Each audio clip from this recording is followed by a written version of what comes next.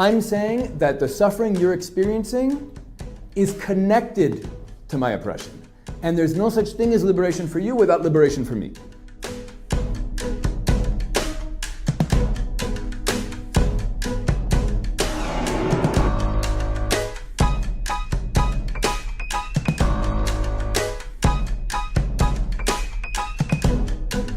But maybe if it was in a different situation and we have the power, maybe you would believe.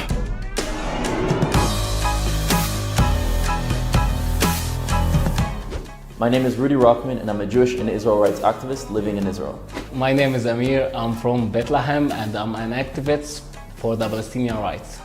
My name is Yudah Cohen. I live in Judea or the West Bank, and I'm a teacher and peace activist. My name is Malkon.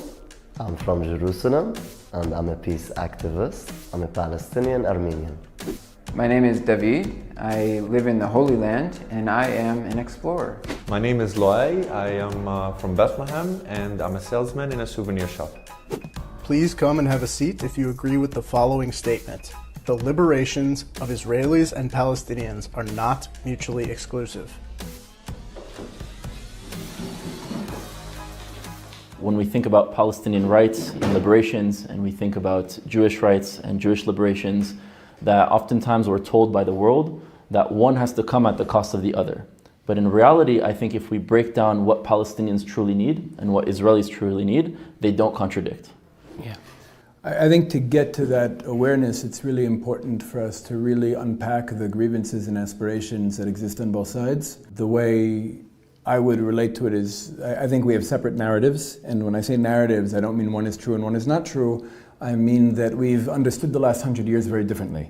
And when I say narrative, I mean a series of facts, like a collection of facts that are selectively chosen and contextualized within an ideological worldview.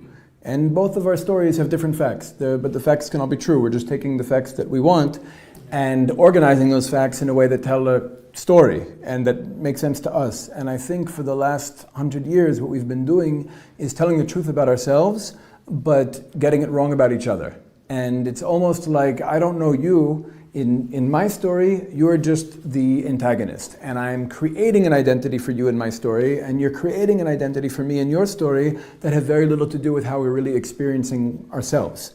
So I think the first step to being able to get past us feeling like our liberations are mutually exclusive is being willing to engage the identity and story of the other without feeling our own stories or identities threatened.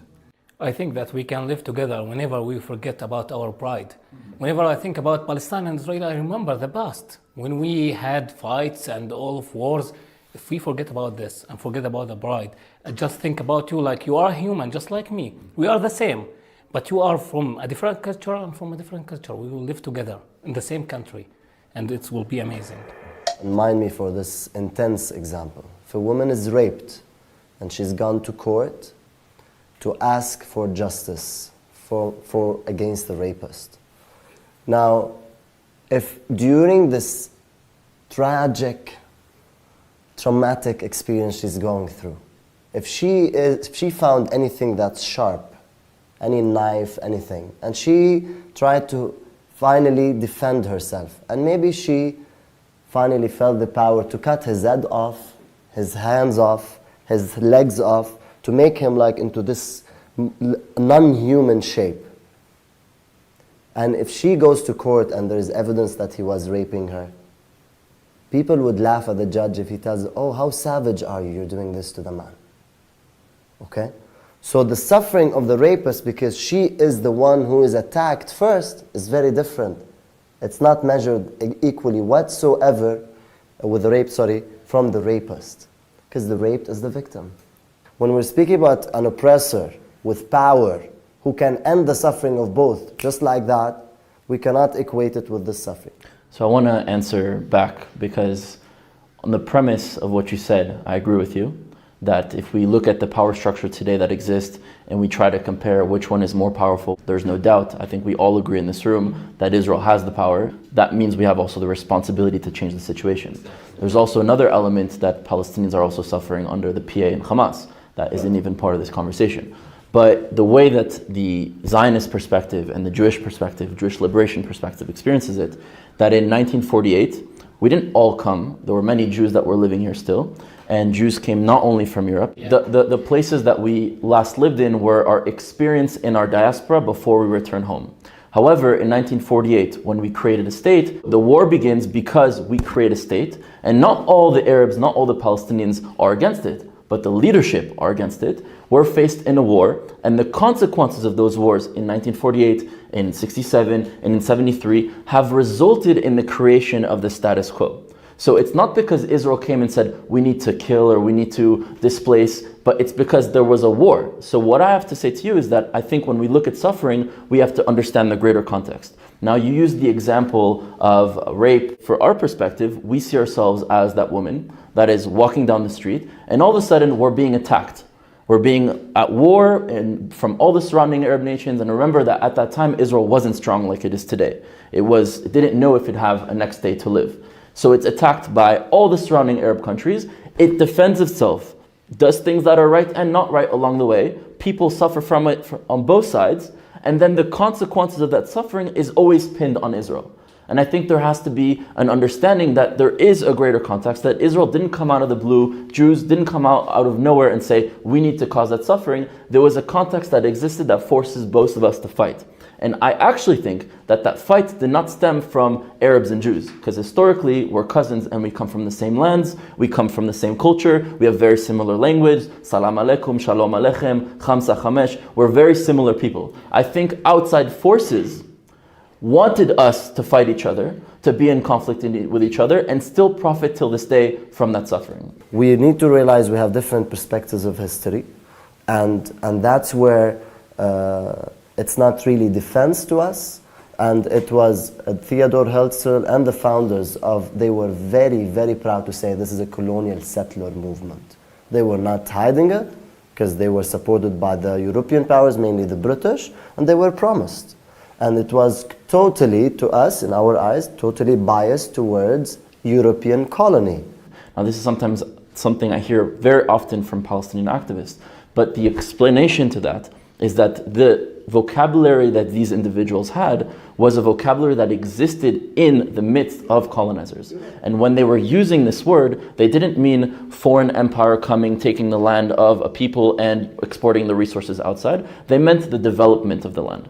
So I think the tools to go and develop the land to revive it. But each one of them didn't connect to the mindset of a colonizer of, this is not our land, but we're still going to take it and force the people to be oppressed. They really, from the bottom of our hearts, felt this is the only land, not that we can be safe in, because we could have gone other places, right? Angola, Birobijan, Madagascar, Uganda were places that were offered, but the Jews said no. It was the place that we can go back to our ancestral homeland of where we belong. And so although they use certain terms that I reject those terms, I would never consider what we should do as a colonial project, but they use those terms because they only saw the world through that premise. Because and they were colonized.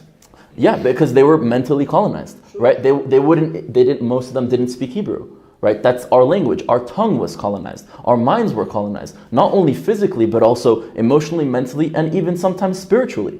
And so right now we're going through a process of decolonizing, which is why someone like me looks back at that type of literature. I understand the premise and I connect to it, but I completely reject that idea. And I also reject a lot of ways that things did happen in practice, that certain individuals, whether even the government did. So for example, I'm completely against the British parliamentary system that exists today. It's not a system that works for Middle Easterners. It's not a system that works for Jews or for Arabs. We need to have a conversation of what kind of government we can create here that not only works for Jews, but also others that live in this land. And have a conversation of what is important that the Palestinians need and what is important that the Israelis need. And I think the bottom line is that they don't contradict. The truth is, we have a story that I feel that in order for us to have this conversation, I need to share. That the oppression we, in our heads, are still suffering from is one that goes back thousands of years. And when we come back to ourselves, when we come back to our land, when we experience the material liberation that we experienced, having an independent state again, coming back to Jerusalem, still didn't help us liberate ourselves psychologically or decolonize our identity.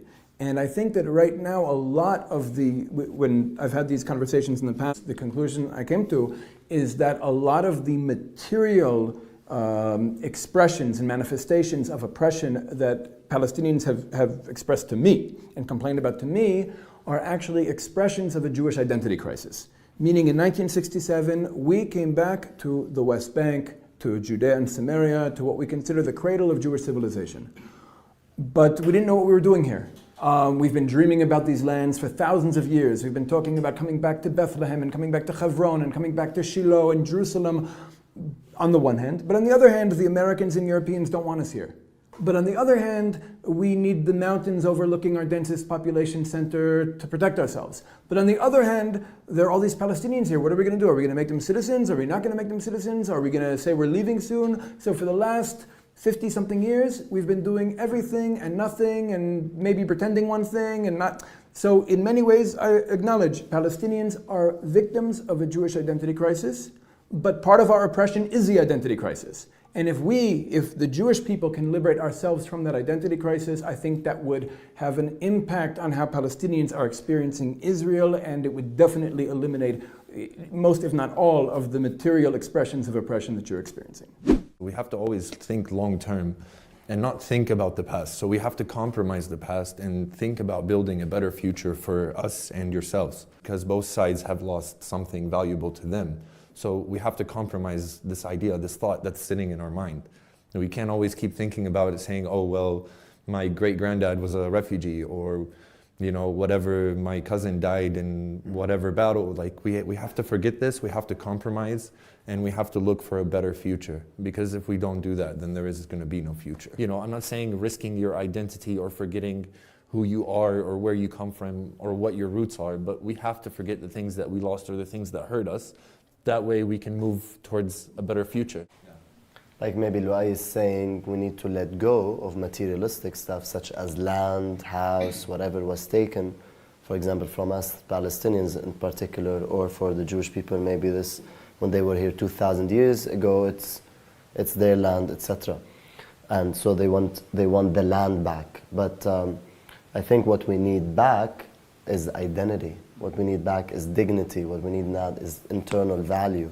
I think the question of liberation for Palestinians and Israelis needs to be treated very much individually. On the Israeli side, first of all, so there's a movement called Zionism, which in its broadest definition means the belief that the Jewish nation has the right to return to its ancestral homeland and to express political sovereignty there, in some borders. In concept, that is a just theory. It is a liberation movement, and it's been, in practice, on one level, phenomenally successful from the narrow point of view of its own interests. It's provided state-of-the-art, powerful military, a booming economy, day-to-day, yes, there's problems and major security challenges, but day-to-day security for its citizens, a refuge for Jews from around the world to escape to and have the right to live in. So in its concept it's just, and its practice, in terms of its interest, it's been phenomenally successful. However, there is an irony. If Zionism is about self-determination, in as much as identity is a function of creating the boundary, the relationship between where I, as an individual or community, end and the rest of the world begin, our identity is still being defined by the fact of a quote-unquote enemy population who live next to us. And so we come back to create our own future, to express our pure identity, to have our own control over our destiny, and de facto are defined in our identity by how we respond to a challenge in our environment. And until that gets resolved, Israelis don't have full liberation. They have a fake, mirage liberation, where they think they're expressing their identity, but are in fact defined by the Palestinian people. If Israel, which has the power and therefore I feel like the responsibility to initiate liberations for both people, is willing to take responsibility for that question, how do we express our dream in this land while actually expressing our identity without being defined by the other, and allowing the people who already were living here, whether we like it or not, to be liberated? Until that happens, Israel is not actually experiencing the liberation that it's designed to provide for the Jewish people? I think Zionism is one of many Jewish liberation movements. We talk about it a lot because it succeeded where others failed, but it really needs to be understood. When we tell our story, Zionism didn't start out of the blue. From the time that the Romans displaced us from this land until Zionism, there were at least 12 or 13 Jewish liberation movements that tried to restore Jewish independence to this land. They failed. Over and over again, they failed. The one that succeeded was Zionism. So we speak about it, and many people call themselves Zionists still to attach themselves to that success. But the reality is, it was one of many liberation movements, and it succeeded, but it finished.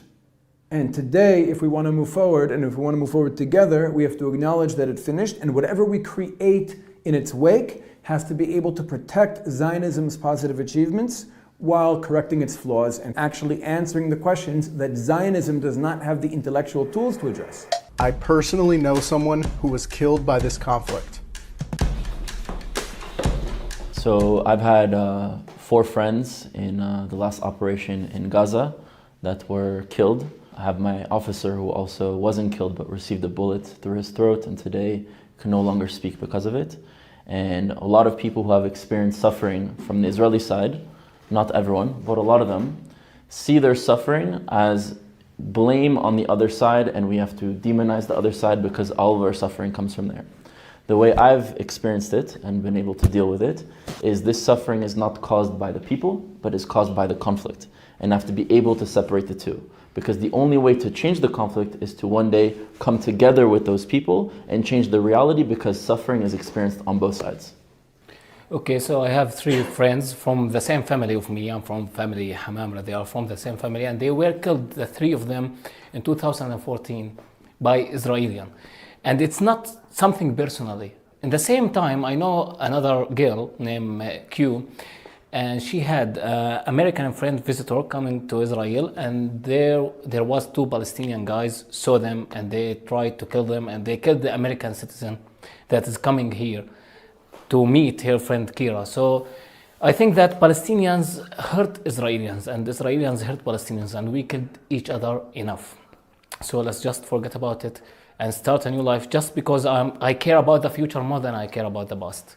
But you want to make the future not like the past. Yeah, exactly. So you have to know about the past. I think the only thing I would add to what you guys are saying is that it's not enough just to acknowledge that we're both suffering from the conflict and we both lost people. I think it's important to try to understand what are the conditions that drive us into conflict with one another and who benefits. Because at the end of the day, I do believe that there are people who benefit from our conflict, and unless we're able to identify that and break free of that, we're not going to be able to end the cycle of violence. Yeah. So we both are victims. So let's stop just killing each other, and let's start making ourselves not a victim anymore. Just living a true, real life with love. That's all. Yeah, I agree. My cousin's godfather, who baptized my cousin, he was shot and killed. And I know him because he was always very friendly with our family. He was always very welcoming. He was always there around Christmas, so on, so on.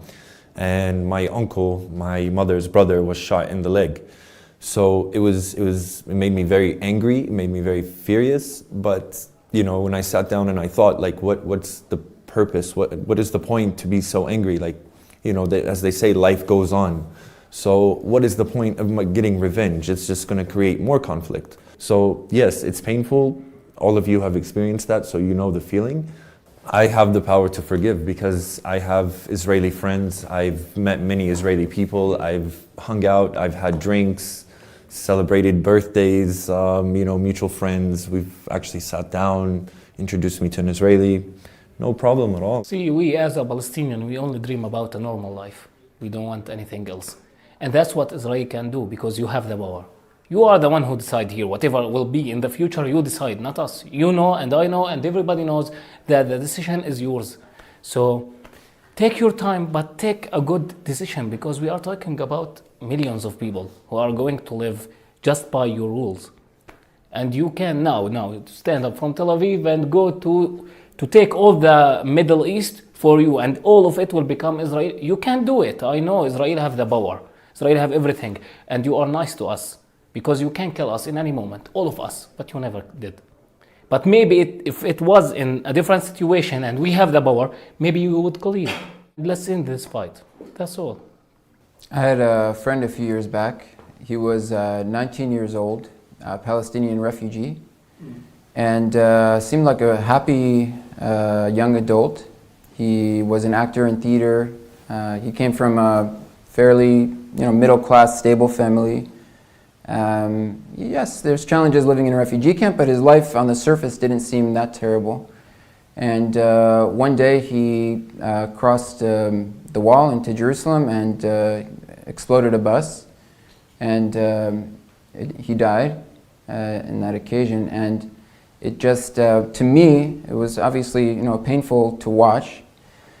But it showed me how deep-rooted some of the traumas are, where you may not even see it manifest on the surface. Someone who seemed like such a normal 19-year-old kid, having fun, joking around, working, playing, could so easily be motivated to do that. And it helped me to reflect on how deep and integrated our traumas might be in our lives and our identity here. Both peoples have experienced a lot of pain due to this conflict, but in order to move forward, we cannot let our suffering hold us hostage. So like we've discussed before, I think a lot of us have experienced suffering in different ways. And I think it's never a competition, at least for me, as to who suffers more. For me, it's more so, what is the current situation? Who is suffering and how can we end that and change that in order for both to move forward? Because a lot of people on the Israeli side don't know about Palestinian suffering and don't care about it in order for them to move forward. And a lot of Palestinians don't know about Israeli suffering and don't care about it in order for them to move forward. And the question is based on, do both sufferings have to be taken equally into consideration in order for us to move forward? Not about which one is worse, which one started first, which one is more responsible, but do both need to be solved equally in order to move forward? For me, I am willing to compromise. Yes, I know people on a personal level. My uncle, which is my mother's brother, was shot in the leg. He's fine today. He's able to come and go. I know friends who have family relatives who were killed and so on and so on. So this is tragic for me, as you have also experienced the same, which is also tragic for you. But can you and I compromise this? In what way? I think that we can move forward. I think that in my experience, I'm only meeting you today. In my experience, engaging with other Palestinians who have other stories and experiences, etc., I found that really what's most important to me and what's most important to them aren't in conflict, and that we can move forward. And there are certain things I imagine I and everyone here would be willing to compromise, and certain things we wouldn't be willing to compromise.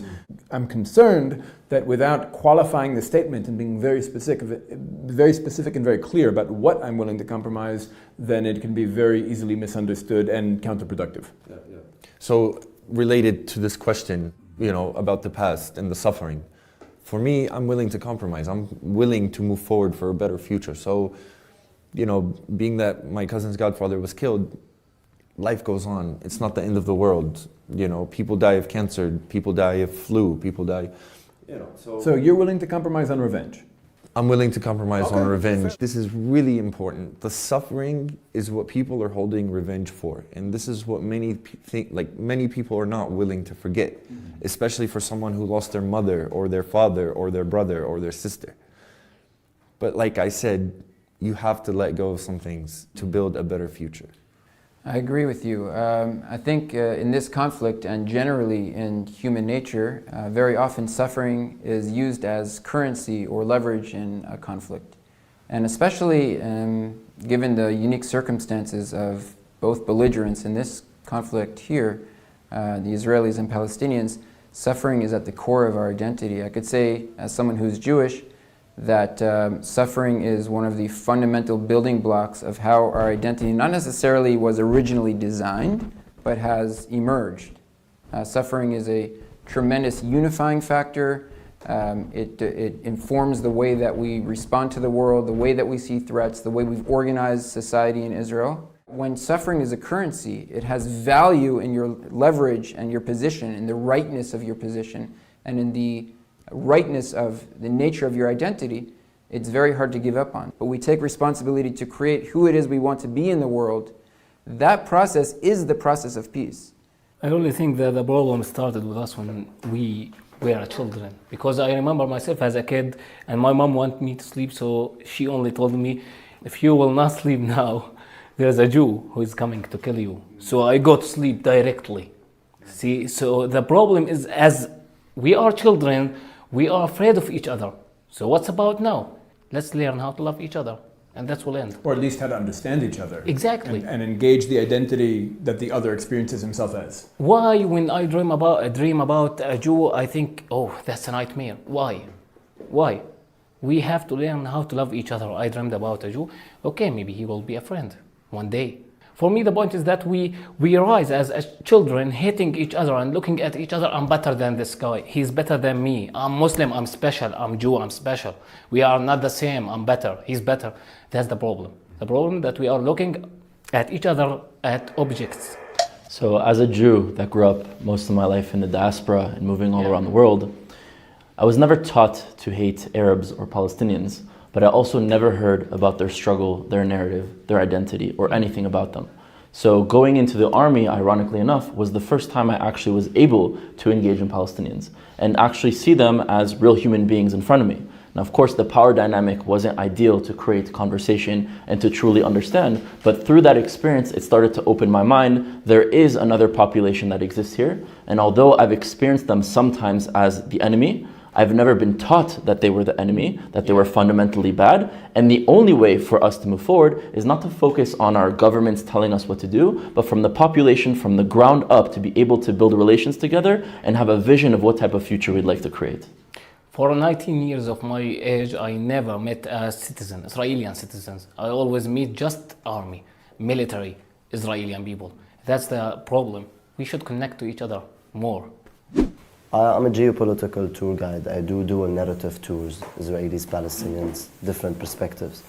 And I believe in truth. I'm not saying absolute, but I believe in facts. I mean, how do we know what we know, which is the study of epistemology and philosophy? How do we make sure what we know is fact? And the second is to realize that we both have different perspectives of history. So you just mentioned, for example, we were attacked, we had to defend ourselves. For us, this is a myth. We even laugh. Because in 1947, over 300,000 Palestinians were already kicked out before any war erupted, including my own family. We need to realize we have different perspectives of history, and that's where it's not really defense to us. Our experience is that in 1920, your people massacred us. In 1929, your people massacred us. In the late 1930s, your people were massacring us.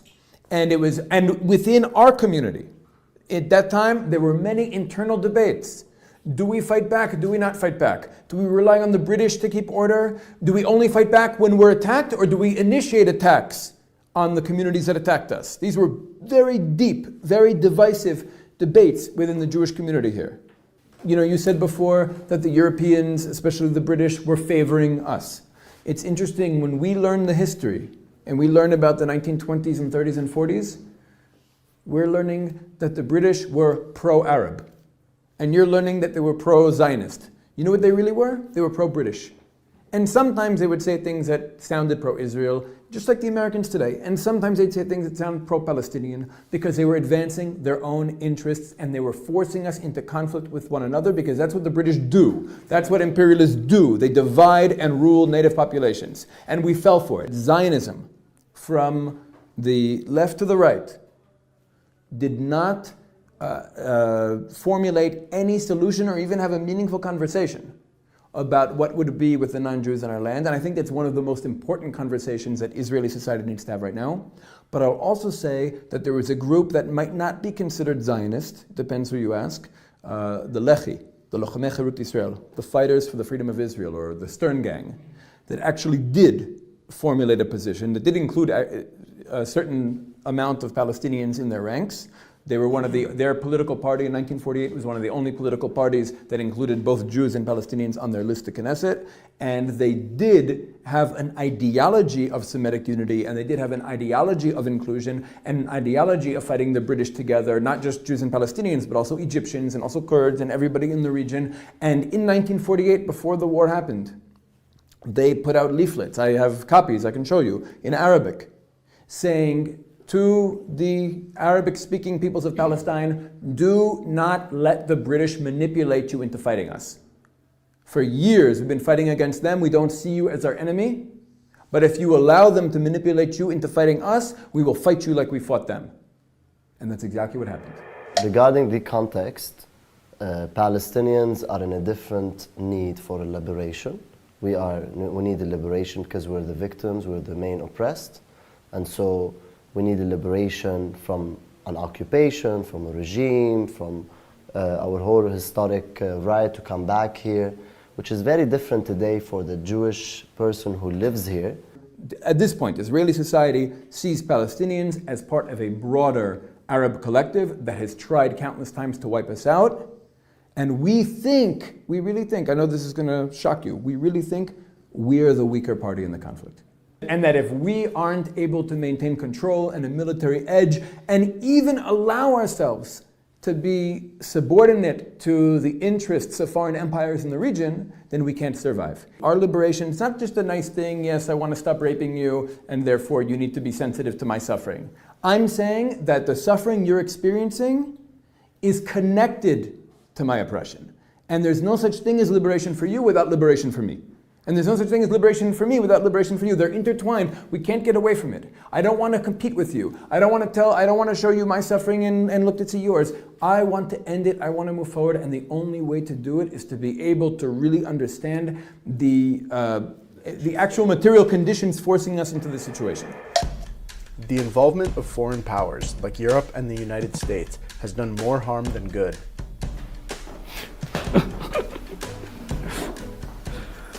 So you were most enthusiastic, so you should start. Until today, we have the American intervention. We had before the British as well as European in general. So we see it as a huge negative influence. From a Palestinian perspective, it was totally biased towards the Jews. Until today, we see the Americans in particular biased towards Israel. And so that doesn't help whatsoever. And it just serves mainly not only maybe their interests in the region. So I think that a lot of things exist today that cause both the Palestinians and Israelis not to be able to have conversations with each other, not to be able to see the suffering and the aspirations of each other. And a lot of those reasons is because of foreign powers. So for example, something that I'm very openly criticizing all the time is the US foreign aid that is given from the US to Israel. Now, why am I against that? Because in theory, I want Israel to be supported in any way from whoever, but it also comes with a cost. It means that 90% of that money or more, a little bit less, plus minus 90% of that money is not actual money. It's credit that Israel has to use by buying weapons from the US. And what does that cause? You think that the US wants to give us weapons for free? It causes us to be dependent on the US and allows the US to dictate certain elements of what Israel is allowed or not allowed to do. And because of that, because I believe fully in that the people living on this land should have the rights to themselves and not be controlled by other nations or other empires, we need to be the ones that take our control back and be against these individuals or these powers that force us to be separate. It's 100% now, but the truth is anyone who understands, if any Israeli who understands how foreign aid actually works as a tool of empire would be against taking aid. And yes, the weapons don't just come to Israel, the weapons are going to the Palestinian Authority, it's going to Egypt, it's going to Jordan, it's going to Saudi Arabia, and to Bahrain, and to all other people, meaning the parties that we trust to broker peace are the same parties who make the most money from our conflicts. That should be understood. And the foreign aid, like you said, the military aid is really just corporate welfare. It's an American government subsidy to its own arms industry. At the end of the day, that's what it is. But this idea that the British and then the Americans up till now have been pro-Israel is exactly how what they're doing works. Meaning when I hear you say that, I see you as a victim of their propaganda and their tools, because really they're not pro-me and they're not pro-you. They are pro their agenda, and their agenda involves you hating me and me hating you and us fighting with one another and buying their weapons.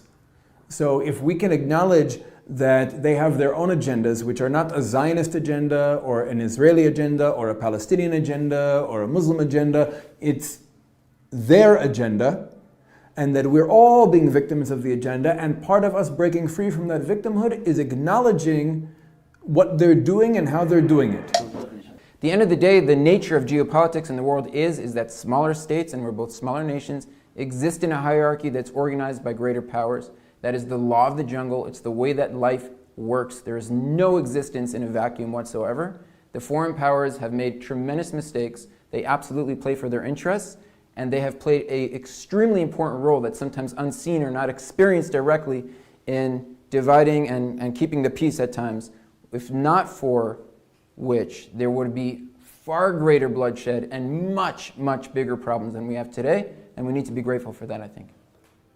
It's a crucial location. It's not in Israel's interest or the Palestinians' interest. It's in America's interest to have full control, just like Iran has, the relationship with Hezbollah. It's not in Hezbollah's interest, it's in Iran's interest. So this is a crucial location for military bases, for trade, so it's not in our interest or your interest. We are the ones that are losing here while they are benefiting. I support the two-state solution. I support the two-state solution as well as one-state solution, but I think a two-state solution can be temporarily amazing if it can bring imminent peace now, the fastest way of bringing at least peace, relationships, and sovereignty for us Palestinians over our own people, our own land, our own future. And then maybe if we live together as two states in peace, maybe we can create united nations of Israel and Palestine in the future. We can't build a bridge between Palestine and Israel and there is a wall between us. We can't. First, remove the wall, then think about one country solution. But while the wall is existed, there is no one state solution. That's a fact for me. So I'm completely against the wall that it exists. I think it forces both populations to experience each other as either an enemy or a foreigner, and they never actually are able to experience one another, which causes a lot of us to be raised with either misconceptions or even sometimes hatred. So I'm against the wall. The reason I'm against a two states is because I always focus on two things when it comes to both people: fulfilling the aspirations and solving the injustices. I don't think that a two-state solution fulfills the aspirations for both. Definitely not for Jews, and also for Palestinians who want access to movement and being able to visit their cousins and their family in Akko and in Yafo, and for Jews to be able to live in Shechem and Bethlehem and in Hebron, in places that are fundamental for us, the central homeland of where we believe is our homeland. Then there are other elements. There are 600 to 700,000 Jews living in Judea and Samaria, the West Bank today. The reality is that they were not going to be removed. And also there are security issues that exist for Israel. There are so many issues that don't actually help us solve the problems that we experience, because we just continue to be two states, now enemies in the state format, and doesn't allow us to fulfill the aspirations. And for that reason, I'm against a two-state solution. I actually think that the two-state solution comes from abroad, doesn't even come from the people on the land. And what's most important for you, both of you, and correct me if I'm wrong, is solving the situation that exists for the Palestinians today, ending that suffering, and being able to achieve a better life, to live together on this land as an equal and prideful individual. Giving back the humanity, giving back the pride, no more humiliation, giving back the identity, living free and feeling like whatever the name of the country that you exist in, I feel proud to be here. And I feel that this country is protecting me and representing me. And I think that can exist with creating not necessarily one or two state, right? It's not black and white, but creating a civilization that is more native to how we live that includes all of us living in it and allows Jews to experience this as the reestablishment of their civilization, and allows the Palestinians to experience this creation as their homeland as well, and a place that they can be equal within. And that is something that I support. And I don't think it's necessarily by imposing one state, two state, three state solutions now. I think we need to start having conversations amongst ourselves to figure out what do we need to start building and what do we need to start changing. And I think only with that route can we actually get to somewhere. From what I understand, what both of you expressed is that it's not that the two-state solution is an ideal. It's what you think is most possible right now. Because there is a wall between two places. Let's take down the wall. Then you can do a one country. Thank you. Problem solved. I'll tell you that right now the truth is, I believe a two-state solution is impossible. I think a one-state solution is impossible. I think the status quo is impossible. I think that there is no solution that is possible until we fix the relationships between us. I think if we want to find solutions that could work, first we have to improve the relationship dynamics and get to know each other and not be afraid of each other's stories. And a lot of what I experience from you is fear of our story. And it's not only you. I think on our side we have a lot. From what I've heard, what's important to you is to live in a democratic society where you have full equality. What's important to us is to feel the correction of what the Romans did to us, where we've rebuilt our civilization. We have to think about what we can do. And what we can do right now is not to make this solution or that solution. And the two-state solution is, of course, the solution of the West. It's not our solution. Yeah. Just like the British and French drew lines all over the map and created artificial states based on artificial identities without taking into consideration the alliance, the cultures, the values, the allegiances, the tribal associations of any of the people that they were making states for. That's the two-state solution also. But we are already separate about each other. So, well, let's not be separate, because we have to, let's not be separate. He's saying that this is the solution, so we are not separate. Right. The two-state solution keeps us separate. The two-state solution reinforces a separateness, and it doesn't just separate me from you. It separates me from Hebron. It separates me from Beit El. It separates me from Shiloh, and it separates you from Yafo, and it separates you from Tzfat, and it separates you from Beersheba. And I'm saying that you can't be separated from those places, and you can't be separate from me. If Israel agrees to do it, I think it can be a fast relief from the conflict, and then hopefully if we live together. So that's how we stop anybody who's abusing in our lives. We're determined to resist a two-state solution. Sure. But I'm saying... No, not sure. We are determined to resist a two-state solution. Are you determined? Sure. I am determined to resist a two-state solution, and you have to understand, we don't relate to this land as real estate. This isn't like territory, you called it a material thing. This land is our soulmate. And we're not willing to divide it, but I do want to include you in our society in a way that's dignified and in a way that's equal and in a way that allows us to move forward together. You try to talk to me about dividing a land, that's going to be a fight. And any of our leaders who've agreed to or offered a two-state solution in the past were acting against the interests of our people and betraying our history. But you're saying it from a place of not excluding, which is beautiful. So I just hope this, please. The thing is that you have so many Israeli Arabs. If there was a two-state solution, Israel, where are you going to go with all these Arabs? You're just going to kick them out and send them here to us? I'm not for a two-state solution. Yeah, I'm talking in general. You're talking about over 500,000 people. Where are you going to go with these people? We are too integrated. We were always integrated. Arabs and Jews have always lived together. It is possible, and it's the best solution. But like he said, with dignity, and it should be equal. The communities we come from criticize us for normalizing relations with the other.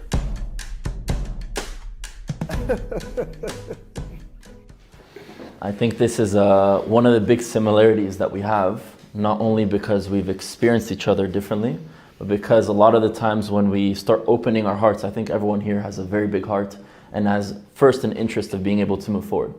And when we try to focus on building that, a lot of people that have experienced so much trauma or are living in a limited mindset of seeing the only way that I could succeed is by taking out another, basically a zero-sum game. There's the only way I can go forward is by removing the other.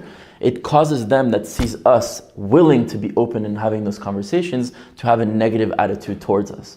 But I think a lot of them don't understand the nuance of what we're speaking here. We're not talking about giving up on our aspirations. We're not talking about giving up on the needs to end the injustices that we experience. We're talking about that as well, but we don't see it happening at the cost of the other. Because the way we see it is that we don't see a future where Palestinians disappear, and we don't see a future where Israelis disappear. So if we're both going to live here, we have to be able to create a reality that exists both of us at once. Let's say my mom is hurt by somebody who really offended her. How likely is she to be offended more if I go and engage with that person without respecting that he offended her? So it's very deeply disrespectful to my mom to offend with the same person who keeps offending her. I should defend her rather than engage with him. So that's where normalization comes from. It's a psychology of hurt. Now, I'm not saying it's only that. Normalization, it's rooted definitions according to many of our movements, Palestinian movements. It's compromising injustice. And so normalization comes there. But I don't believe in normalization, meaning in cutting off relationships that can be healthy for my own people. We have to accept each other. Regardless, someone hurt his mother, I have to accept that. My mother has to accept that. And I have to look forward. I think like what Malkon said about the same analogy works for us, that somebody hurt our mother and then we're going and talking to them. I think there are a lot of people on our side who have a lot of pain and a lot of This is and where anger. compromising comes in. Okay, in the Jewish world in general, or even the specific communities that I've lived in, I think that what's important for them to understand, and I think it's a mentality switch that needs to take place on the Israeli side, is that by me engaging with Palestinians and by me trying to imagine and work towards a just solution in this land that's inclusive of both peoples, it's not me retreating from Jewish liberation, it's me trying to advance Jewish liberation. And when I talk to you, I'm speaking to you as an advancement of Jewish liberation, not as a retreat from it, not as a compromise on it. I'm not compromising. I believe that this is one of the objectives of Jewish history in the post-Zionist world, and that means I need to engage you, and everybody can do their own cheshbonot, everybody can do their own formulation of analysis, but the conclusion I've come to is that one of the major goals of Jewish liberation now is peace with you. Just like the same as reviving the Hebrew language and fighting the British to free our land. And by the way, you should know that according to official British documents, they left this country because of Jewish terrorism. That doesn't exactly fit in with your narrative of us being a proxy of theirs 100%. I believe justice can be achieved in our lifetime. It's easy. Remove the wall and talk to each other. It requires us, absolutely, I believe peace and justice can be achieved in our lifetimes, but we have to change the way we think. You're compromising this pain that you have, this hate, this revenge feeling, this grudge. You have to compromise that. You have to not forget. I think it's about compromising on the rejection of the other. Yes. Yeah. That we have to remove. Exactly. And we have to make space for the other in our own story so we can be partners. But it's a mentality switch, and I know it's a mentality switch that's really, really, really difficult for most Palestinians and for most Israelis. We need to understand that justice is a process. I mean, since the dawn of humanity until today, are we really achieving justice in our lifetime? Justice is a process. I'm a dreamer of justice and peace. Peace is justice is the foundation of peace. Peace is the expression of justice. Without justice, there is no peace. Justice, from my understanding, is a solution here, whatever that solution is, a reality here, that we both experience as victory in our subjective narratives. One solution that, according to the story I'm living in and according to the story you're living in, we both experience as a happy ending. To put it back in context, justice to the victims is very different from justice for the oppressors. And in our context, being Palestinians, mainly their victims, justice means back our rights, our dignity, apologies, admission or admitting that there has been massacres against us, expulsion, etc., taking of our villages. So our justice sounds different, but the biggest justice... It actually sounds very similar because we see the world that way as well, right? We see it as the surrounding Arab nations tried to attack us and we've been suffering for so long, And because of that suffering, a reality exists today where we had to become strong, or we would have been killed, all of us. And because of these conflicts, now there are people suffering. So the reality that exists is we both think we're the oppressed. And we have to remove that oppression. Now it's not a But we have reality versus what we think. Right. It's not a competition about who's suffering more. We both experience both of our stories as the oppressed. And I will never change my mind that I'm the oppressed. And the only way we move forward that is by figuring out, what do I need in order to not feel oppressed anymore? And what do you need not to feel oppressed anymore? You're right. You're addressing the solution as well. But for us to reach to the solution, we need to understand the problem. We need to understand that we both have those two different narratives. Yes. And we need to understand, yes, how to tolerate that we do have different narratives. But we need all of us, including me and I'm the first one to be really authentic about looking for the facts and then evaluating reality. So for example, I would highly disagree with the term of we've been suffering for the last 100 years as Jews. That's not for us, that's a myth. For the last 71 years, Jews have been there. How would you feel if I told you that your suffering is a myth?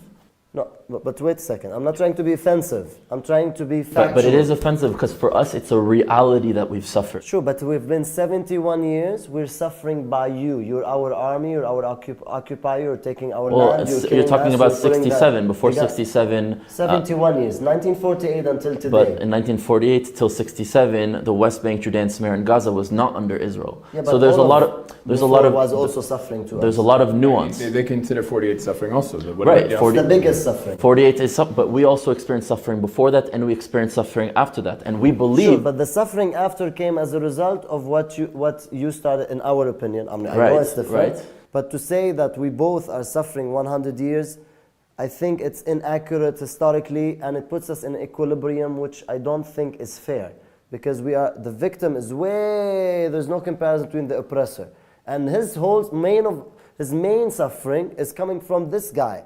Your main suffering is coming from your inability to transcend the generic narrative. That's where your main suffering is from. You're suffering from an inability to transcend a generic narrative. Because really, to move forward, we need to, This is your opinion. Yeah, that's my opinion. I'm only expressing my opinion. I don't see it this way. Let him say something. He wants to say something. I don't see it this way, but this is your opinion. Please.